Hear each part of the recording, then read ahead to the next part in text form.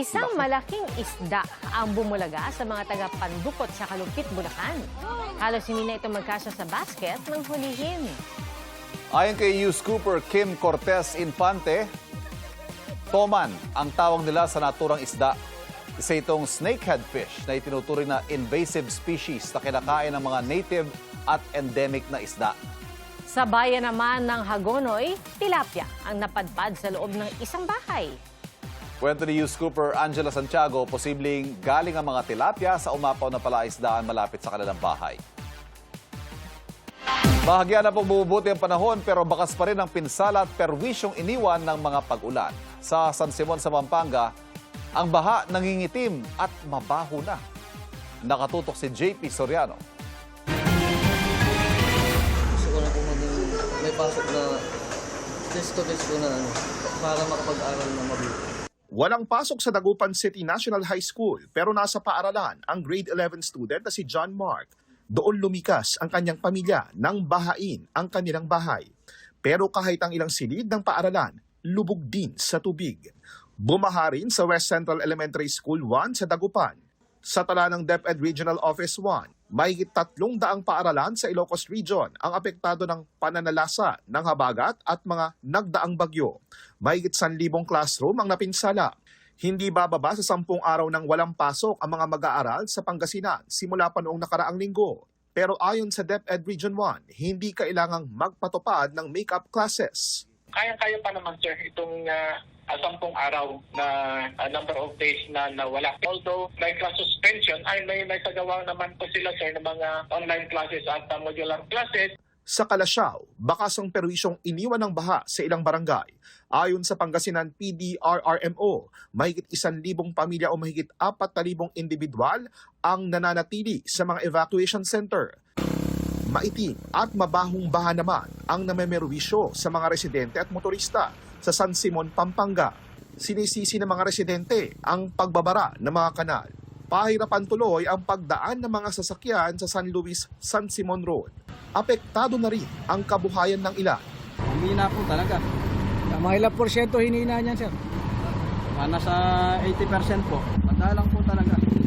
Ayon sa Department of Agriculture, Pampanga ang may pinakamalaking pinsala sa agrikultura na nagkakahalaga ng 131 million pesos. Sinundan niya ng Nueva Ecija at Pangasinan.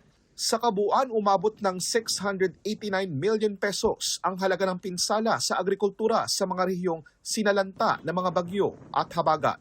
Karamihan, mga napinsalang palayan na may halagang 451 million pesos. Yung 451 million worth na yun, yung total area affected is about 18,000 hectares. Ang medyo maganda konti rito, partially damaged ng 18 is 15,500 hectares. Pag sinabing partially damaged, may chance pa yan ng recovery. Yung totally damaged is about almost 3,000 hectares. 2 milyong piso naman ang halaga ng pinsalang naitala sa livestock at poultry. JP Soriano, nakatutok 24 oras. Hindi lang ang pagkalubog sa baha ang iniinda ng ilang residente sa Bulacan. Meron na rin po sa kanilang nagkakasakit at pasintabi po, inaalipungan na ang iba pang epekto ng habagat sa Bulacan sa pagtutok live ni Jamie Santos. Jamie? Pia, bahagyang nakahinga ngayong Sabado ang mga taga-Bulacan matapos nga ang ilang araw na halos walang tigil ang pag-uulan. Kaninang umaga sumikat ang araw dito sa ilang parte ng lalawigan pero hindi natatapos dyan ang problema sa baha. Dahil sa ilang lugar mataas pa rin ang baha at ilang residente na ang nagkakasakit. Bangka at mga improvised na balsana ang gamit ng mga residente sa ilang bahagi ng Malolos, Bulacan dahil hanggang bewang ang baha sa loob ng kanilang lugar.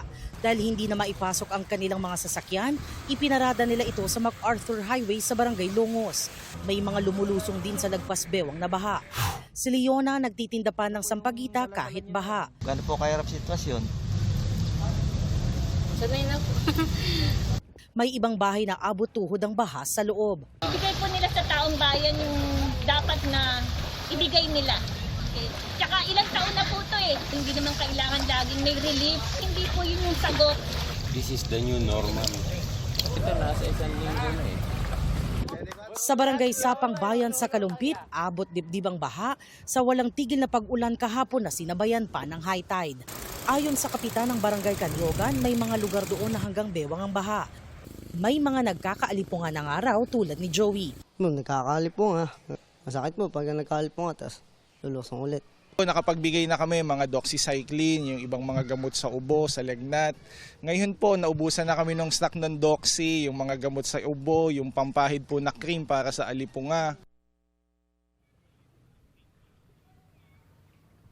Pia, habang patuloy na hinihintay ng mga residente na tuluyan ng humupa ang baha, hiling nila pang matagalang solusyon sa taon-taon nilang problema sa baha. At yan ang latest mula rito sa Kalumpit, Bulacan. Balik sa iyo, Pia.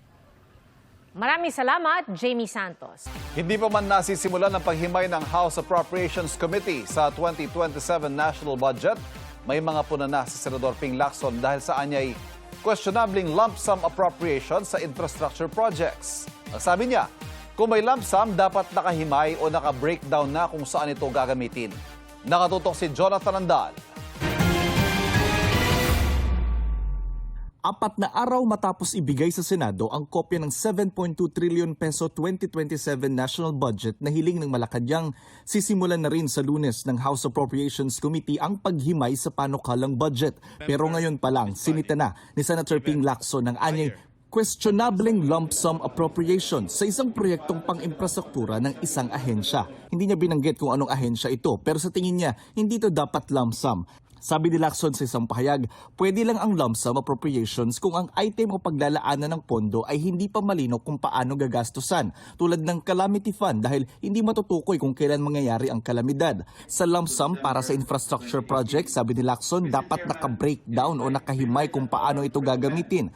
Ani Lacson, kaklaruhin niya ito sa briefing ng Development Budget Coordination Committee sa August 27. Sinilip din ng People's Budget Coalition ng 2027 national budget. Puna nila 15% ng kabuuang pambansang pondo ay pambayad utang lang. Lumiliit po talaga yung espasyo para sa mga necessary na social services para sa ating mga kababayan. Ang naging problema syempre ay hindi natin na-manage ang ating finances, pero yung government natin hindi nag-prioritize ng tax reform measures. Nasa sitwasyon tayo na tumataas po yung gastos natin, subalit yung pag-collect natin ng revenue na dapat yun tutugon sa gastos natin, hindi yun na-address. So tumataas yung gastos, lumiliit yung revenue, lalaki talaga yung utang.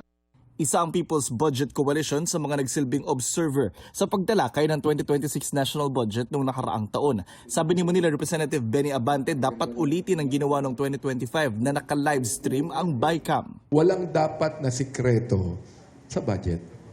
Walang dapat sikreto sa budget. Whether it be unprogrammed funds o automatic appropriations yan, kinakailangan malaman ng taong bayan kung saan nagmumula yan, kung saan ang gagaling yan, kung anong klaseng project yan, kung paano i-implement yan, at kung magkano ng budget ibinigay dyan, at kung sino mag-i-implement. Jonathan Andal, nakatutok, 24 oras.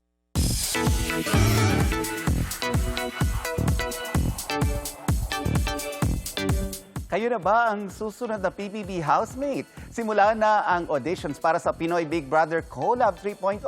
Ang mga dating celebrity collab housemates may payo sa mga nais pumasok sa bahay ni Kuya. Makichika tayo kay Athena Imperial. The wait is over! Dahil nagsimula na ang auditions para sa new batch ng Pinoy Big Brother housemates. Bukas sa lahat ng Pinoy worldwide mula 18 to 35 years old ang Pinoy Big Brother Collab 3.0. Maaaring mag-submit ng audition video hanggang August 31. Payo ni PBB Celebrity Collab Edition 2.0 Kapuso Grand Winner Caprice Cayetano, nothing beats authenticity. Huwag po kayong matakot na magpakatotoo at syempre magpakatao. Be weird, be funny, be loving. PBB is a competition, kaya paalala ng batchmate at co-lead ni Caprice sa A Million Dreams na si Clifford. Bago kayo mag-audition, ask yourself first kung talagang ready ka ba sa mga challenges. Pakita mo kung ano yung mga bagay na sa tingin mo nagpapa-stand out sa'yo. Ang iba nilang batchmates na pa-reminisce at hindi maitago ang excitement para sa paparating na season ng PBB. Bukod po sa meron po tayong mga bagong makikilala, excited din po ako dahil marami daw pong surprise si Kuya. Marami na naman tayong personalities na mamimit. And syempre, maybe in the future, makaka-work din po namin sila. So parang tuloy-tuloy lang po talaga yung journey. Athena Imperial updated sa Showbiz Happenings.